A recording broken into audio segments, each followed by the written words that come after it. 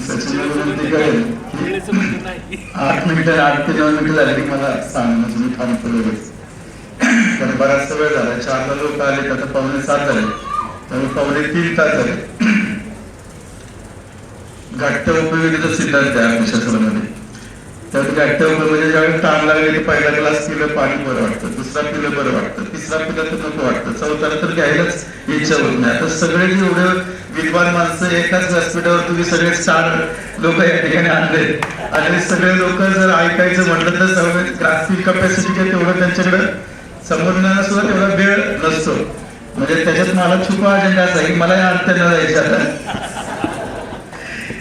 खरं तर आजच्या या कार्यक्रमाच्या निमित्तानं महाराष्ट्र राज्य शिक्षक लोकशाही आघाडी संलग्न पुणे शहर शिक्षक लोकशाही आघाडी व माध्यमिक शिक्षक संघ पुणे शहर यांच्या वतीनं जीवन गौरव सन्मान व गुणवंत शिक्षक पुरस्कार सोहळा 2024 या निमित्तानं व्यासपीठावर उपस्थित असणारे आपल्या सर्वांचे मार्गदर्शक, ज्यांचं नाव अनेक वर्षांपासून मी ऐकतोय, अनेक वर्ष झाले मी सरांचं नाव त्या ठिकाणी ऐकतोय. शिक्षण क्षेत्रामध्ये अतिशय उत्तम पद्धतीने त्यांनी काम केलंय. शिक्षणाधिकारी असेल, डेप्युटी डायरेक्टर एज्युकेशन असेल किंवा डायरेक्टर असेल, आणि डायरेक्टर संपल्यानंतर आता उलट जास्त वेग आला, जास्त तेज आलं. त्याचा सगळा एक्सपिरियन्स इज द गुरु म्हणत असतो आपण, किंवा practical knowledge is more important than the bookish knowledge. जे पुस्तकी ज्ञान असतं त्यापेक्षा प्रॅक्टिकल ज्ञान हेही महत्वाचं असतं, परंतु प्रॅक्टिकल ज्ञानाला आधार हा पुस्तकी ज्ञानाचा असतो. ते दोन्ही गोष्टी देशमुख साहेबांच्याकडे आहेत. आणि माझा थोडासा हळवा कॉर्नर त्यांच्याबद्दल आहे. माझ्या सासूरवाडीमध्ये खरं तर माझ्या मिसेसचे वडील, मिसेसची आई, माझी मिसेस, माझ्या दोन्ही मेहुणे यांच्याकडे त्यांचं जाणं येणं पूर्वीपासून असायचं, राहणं असायचं, जेवण त्या ठिकाणी असायचं, देवाचं दर्शन त्या ठिकाणी असायचं. त्यामुळे माझ्या घरातले सगळे एवढे आपुलकीनं, एवढे भरभरून देशमुख साहेबांच्या बद्दल बोलत असतात. त्यामुळे एक तर कामामुळे आहेच, पण हा एक सॉफ्ट कॉर्नर आहे, त्यामुळे मला ते अगदी घरच्यासारखे वाटतात. त्यामुळे त्यांचं नाव पाहिलं, मला सचिनला सांगितलं ते येणार आहे म्हणून मी येतो म्हटलं, काय हरकत नाही. मला सुद्धा आता हे सगळे अर्थ करून मी जुन्नरला मुक्कामाला जाणार आहे. म्हणून देशमुख साहेब चालतं बोलतं, ज्याला आपण मोबाईल युनिव्हर्सिटी म्हणतो, चालतं बोलतं विद्यापीठ शिक्षणातलं तीर्थक्षेत्र असं म्हणून त्यांचा उल्लेख केला तरी चालेल. ते देशमुख साहेब व्यासपीठावर उपस्थित असणारे यशराजजी पारखी, ज्यांनी अतिशय उत्तम पद्धत, त्यांना वेळ हवा होता, खरं ते चांगल्या अशा प्रकारचं कार्यक्रम घेतात. लेखक आहे, शिक्षक तज्ञ आहेत, PhD ते करतायत, पुस्तकं लिहिलेत आहेत यशराजजी पारखी साहेब. त्याचप्रमाणे कटाळे सर माझे मित्र. थोडक्यात खरं तर गेल्या वेळेस निवडणुकीमध्ये येणार नाही, आम्हाला तेच आमदार या ठिकाणी पाहायला मिळालं असतं. ते माझ्या जवळचे मित्र, एक अभ्यासू व्यक्तिमत्व JK थोरात सर.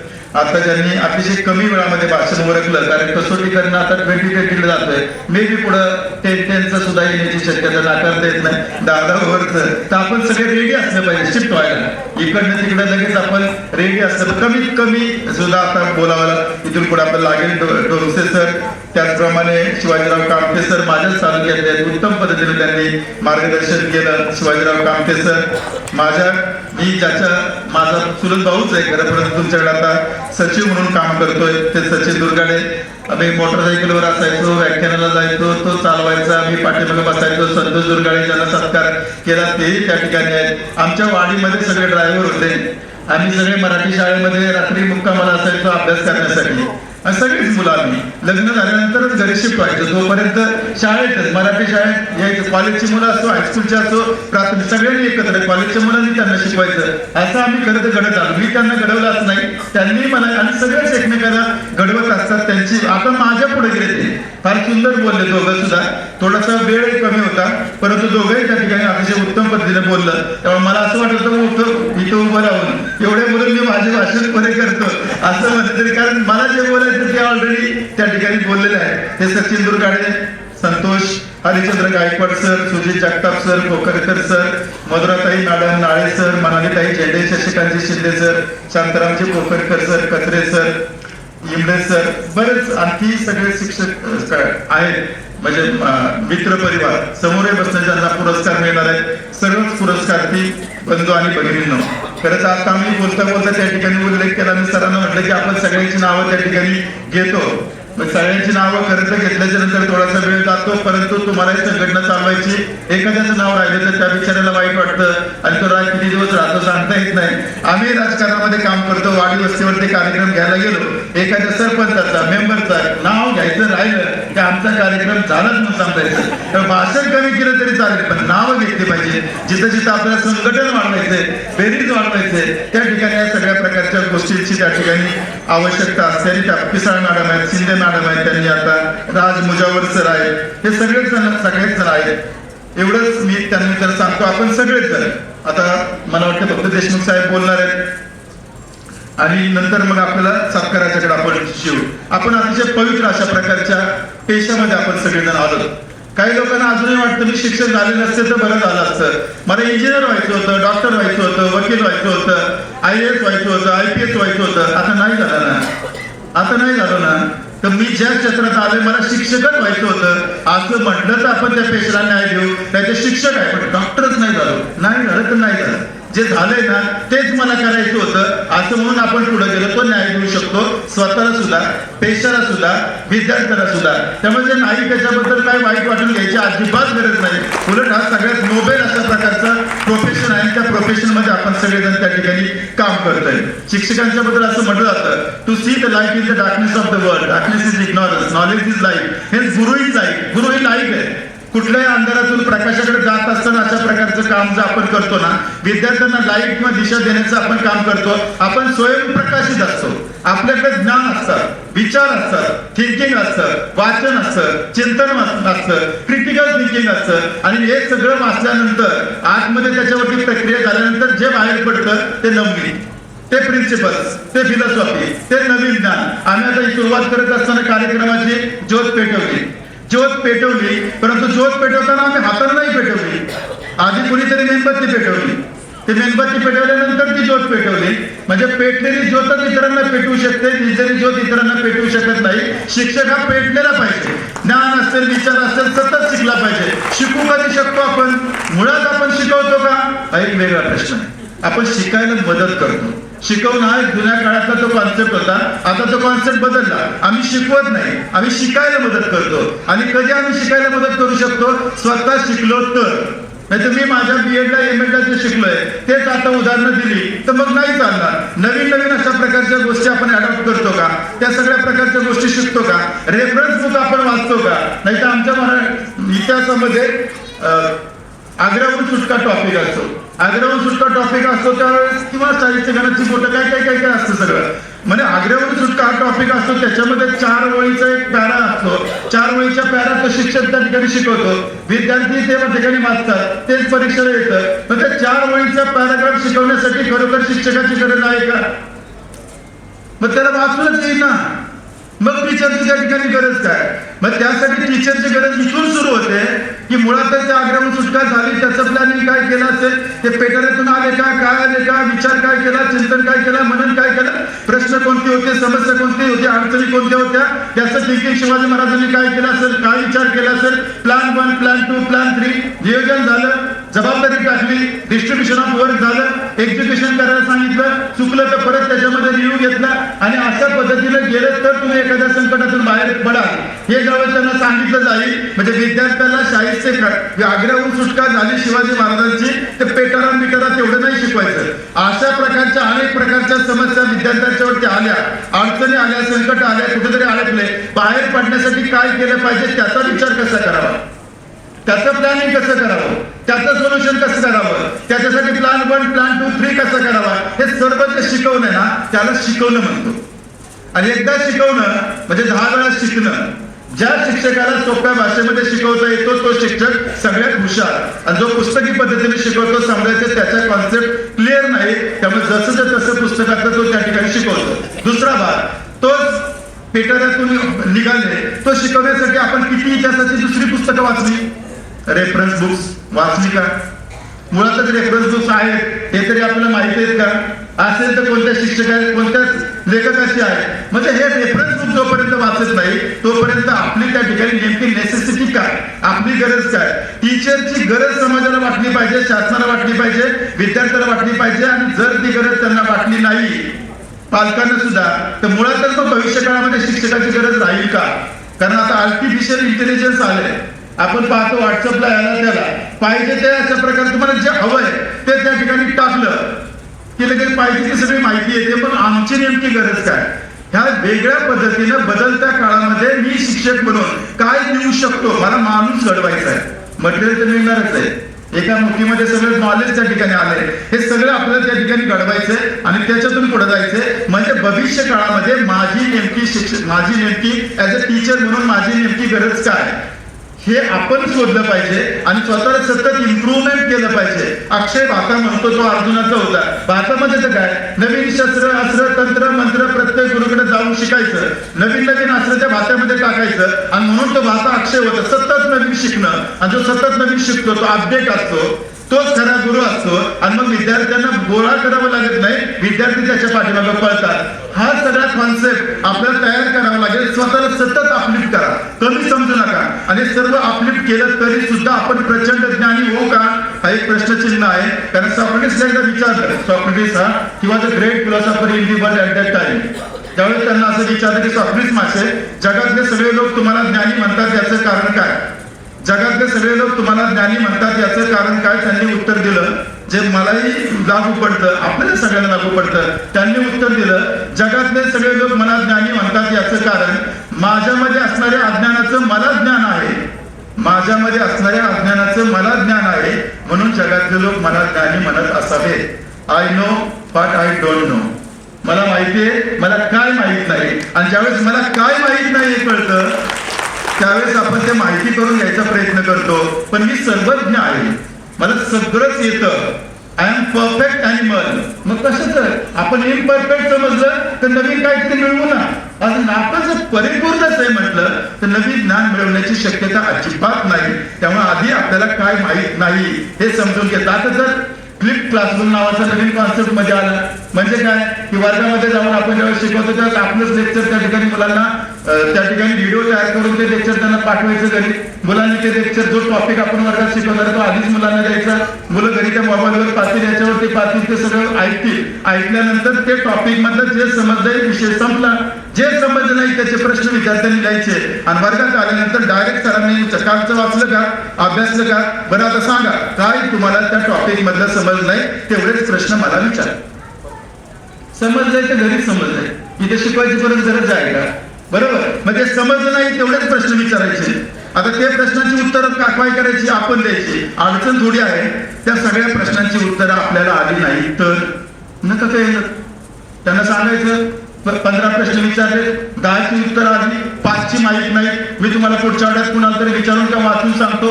3 प्रश्नांची उत्तरं देता आली आणि 2 प्रश्नांची अनेकांना विचारले तरी सुद्धा सापडणार, पुस्तकात सापडणार, ते पेंडिंग ठेवायचे. ज्यावेळेस मला मी विचार करतो मिळेल त्यावेळेस देतो.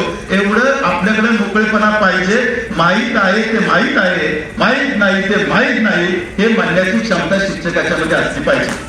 ते पाहिजे.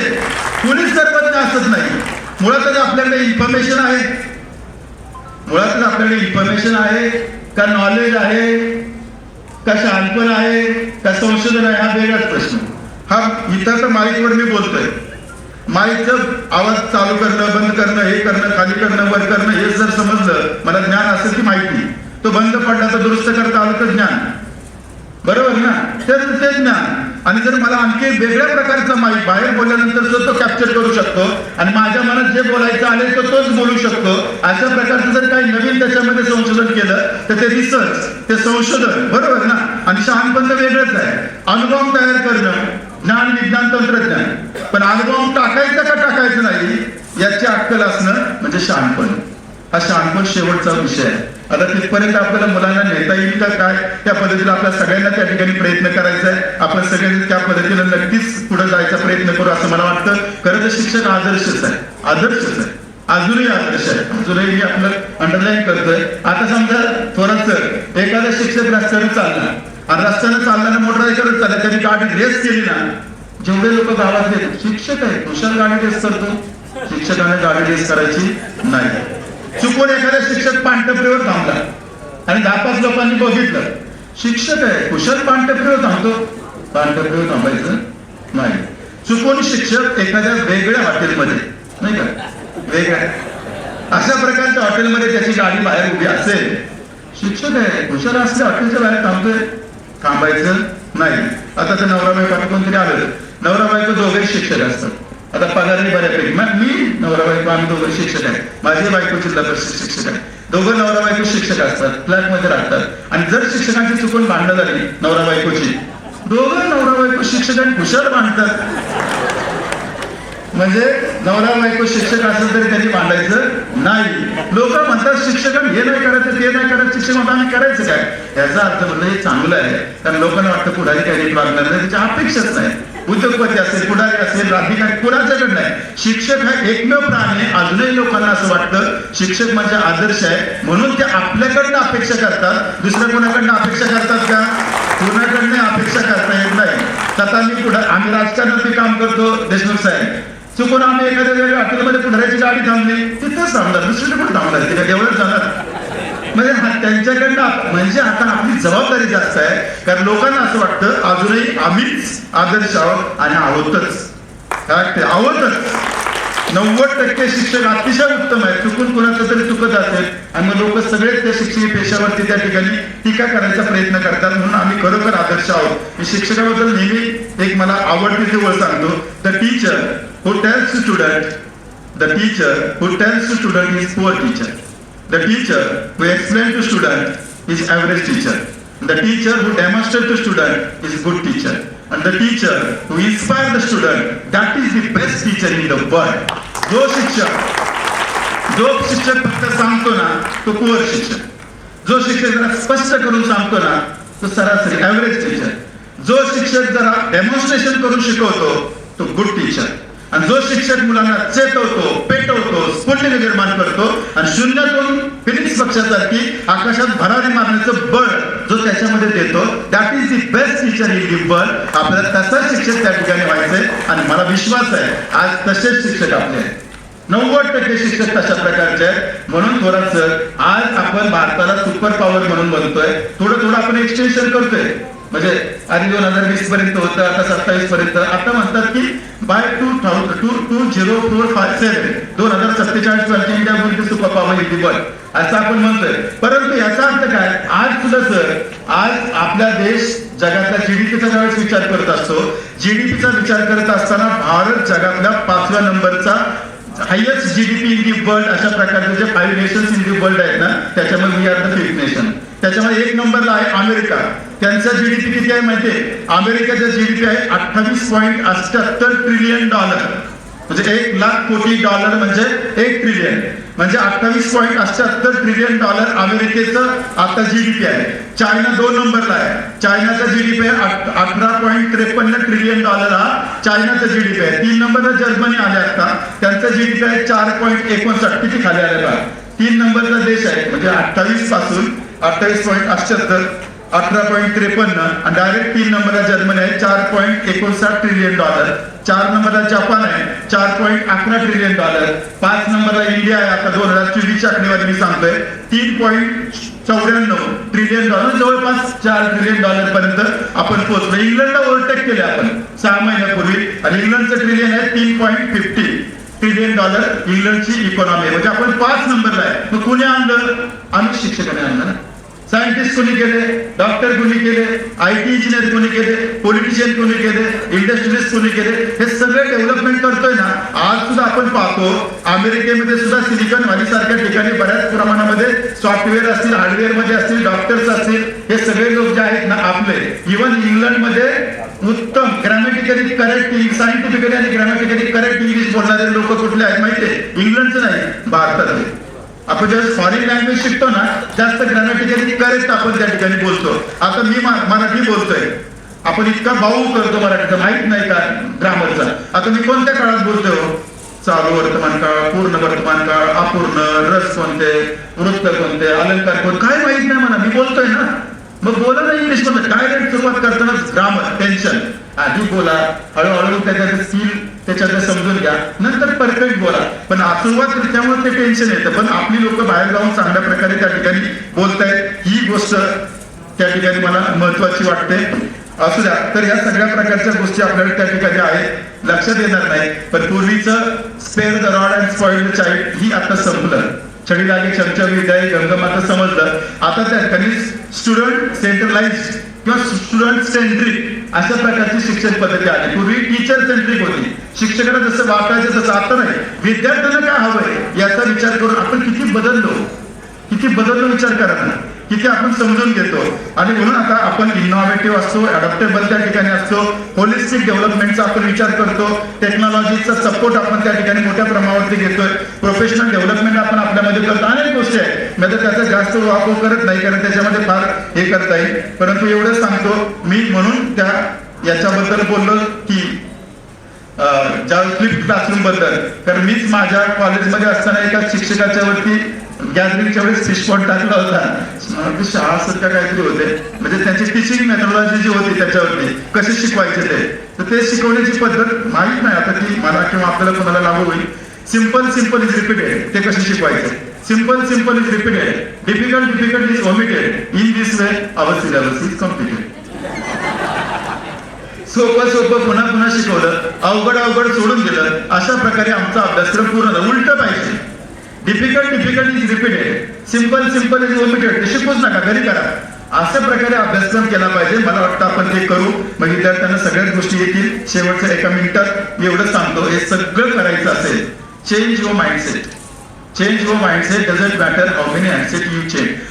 मानसिकता, मेंटॅलिटी बदलली पाहिजे. मला बदलायचंय, मला शिकायचंय, टेक्नोसारी व्हायचंय. जगातले जे चांगल्या प्रकारच्या टीचिंग मेथोडॉलॉजी आहेत, जगातले जे सर्वात उत्तम अशा प्रकारचे टीचर आहेत, ते आणि मी माझ्यामधला गॅप अनालिसिस करेल आणि तो गॅप भरून काढण्यासाठी तशा प्रकारची तजवीज मी करेल. आणि I will be the best teacher in the world. हे मी करू शकतो कारण ते पोटेन्शियल भारतातल्या लोकांच्या मध्येच आहे, भारताच्या टीचर बद्दल आहे. ओबामा अमेरिकेचे राष्ट्राध्यक्ष होते. When the presidential election of America was going on and he was a delivering lecture at the university level of the student. त्यावेळेस त्यांनी कोट केलं होतं ओबामांनी की इथून पुढच्या काळामध्ये अमेरिकेच्या विद्यार्थ्यांना सर्वात जास्त भीती जर कोणाची आहे तर भारतीय विद्यार्थ्यांची जास्त भीती आहे. भारतीय विद्यार्थ्यांपासून सावध राहा. हे विद्यार्थी घडवले कोणी? काही नावं ठेवतात शिक्षकांना, घडवलं कोणी? आम्हीच टीचरने घडवलं ना. अरे कौतुक करा आमचं सुद्धा टीचरचं. हे सगळं आपण करतोय आणि मला वाटतं आपण करतच राहू. एवढंच मी काय मित्रांना सांगतो. 2 गोष्टी बँकेच्या बद्दलच्या बोलल्या होत्या, तेवढं फक्त करतो की गृह कर्जच काहीतरी सरांनी सांगितलं होतं. पण आता इथं पाठीमागे टीचर सांगत होते की आम्हाला मर्यादा पुणे जिल्हा मध्यवर्ती सहकारी बँक पुणे जिल्ह्यामध्येच त्या ठिकाणी काम करू शकते, त्यामुळे इतर जिल्ह्यामध्ये आम्हाला देता येत नाही. तुम्ही नगरचे आहेत तर नगर डीसीसीच्या चेअरमनला मी सांगू शकतो, तिथल्या एमडीला मी सांगू शकतो. पण त्यापेक्षा इथं 2 घरी घ्या ना, इथं 2 घ्या, 3 घ्या, 4 घ्या. देशमुख साहेब इथं बसले. देशमुख साहेब, स्टेट बँकेपेक्षा, महाराष्ट्र बँकेपेक्षा, नॅशनलाइज बँकांपेक्षा आपला गृह कर्जाचा व्याजदर कमी आहे. दुसरी गोष्ट, आमच्या मुलांनी परदेशामध्ये शिक्षण घ्यावं, देशामध्ये शिक्षण घ्यावं म्हणून थोरात सर, डोमसे सर, आज आपण विद्यार्थ्यांना जे शैक्षणिक कर्ज देतो देशात किंवा परदेशात जाण्यासाठी, त्याला 10% आहे आणि वेळेत त्यांनी कर्ज परतफेड केली. 6% व्याजदरानं शैक्षणिक कर्ज आपण त्या ठिकाणी देतोय. शेखर गायकवाड आयुक्तांनी सुद्धा बऱ्याच लोकांनी आपल्याकडे कर्ज घेतले आणि बरीच जण. सर मला परवा पवार नावाचे चौधरवाडी आपली बारामतीची संतोष शेणकर मला त्यांना घेऊन आला कर्ज प्रकारासाठी. अतिशय साधं घर 20x10 वगैरे. त्यांना शैक्षणिक कर्ज पाहिजे होतं त्या मुलाला आणि जरा नाही का थोड्याशा अडचणी होत्या, ते कर्ज आपण दिलं आणि परवा मला माऊली ढाब्यावरती ते पवार मला 6 वर्षांनी भेटले. अचानक मी तिथं माऊली ढाब्यावरून उठलं की आले. म्हणलं पवार साहेब काय मुलगा काय करतोय, कारण मला माहिती होतं शैक्षणिक कर्ज घेतलं. ते म्हणजे आता तो इंग्लंडला आहे. म्हणजे तुम्ही काय करता? म्हणजे मी 6 मध्ये इंग्लंडला होतो, आत्ता मला ती परवा भेटला. 6 महिने मी इंग्लंडला होतो, मुलांनी 6 मध्ये इंग्लंड घेऊन घेतलं. आत्ता मी आलोय, पायजामा शर्ट, टोपी नाही, पायजामा शर्ट, असं साधा मनुष्य. मी चहा प्यायला ज्यावेळेस कर्ज मंजूर झालं त्यावेळेस चहा प्यायला घरी बोलवलं होतं. 5-6 जण गेलो, त्यांना भांडी बिंडी असं सगळं ते बोलायला वगैरे सावरून ठेवायला लागलं. म्हणजे मुलाला पगार किती? म्हणजे मी मुलाला विचारलं पगार किती. मुलाने सांगितलं बाबा पगार नका विचारू, तुम्हाला किती पैसे पाहिजेत ना तेवढे मी दर महिन्याला तुम्हाला देईल, पगार काय मला विचारू नका. मी म्हटलं पण म्हणले चांगलं असेल. म्हणजे का नाही? म्हणजे त्यांची गाडी त्यांनी 6 वर्षामध्ये टेस्ला गाडी घेतली. परत म्हणजे आता मागच्या महिन्यामध्ये ऑडी गाडी घेतली आणि इंग्लंडमध्ये जागा घेऊन 3 मजली घर बांधले 6 वर्षात. आम्ही जेव्हा फिरतो हा रिझन. म्हणजे हे ज्यावेळेस गोरगरीब पलीकडे जातात, बुद्धी असते, परंतु एवढ्या कमी व्याजदरानं आपण त्या ठिकाणी कर्ज दिलं जातं. याचं कारण आपलंच एक शिक्षण PDC बँकेला चेअरमन आहे. आपलं शिक्षक आहे तर विद्यार्थ्यांना फायदा झालाच पाहिजे ना. ते मग दादांनी आणि सगळ्या संचालक मंडळांनी त्या ठिकाणी मदत केली. पुन्हा एकदा ज्यांना ज्यांना पुरस्कार मिळणार आहे त्या सगळ्याच आमच्या गुरुवर्यांना मनापासून त्या ठिकाणी त्यांचं अभिनंदन करतो, त्यांना शुभेच्छा देतो. तुम्हीच देश घडवलाय, तुम्हीच देश पुढे नेणार आहे.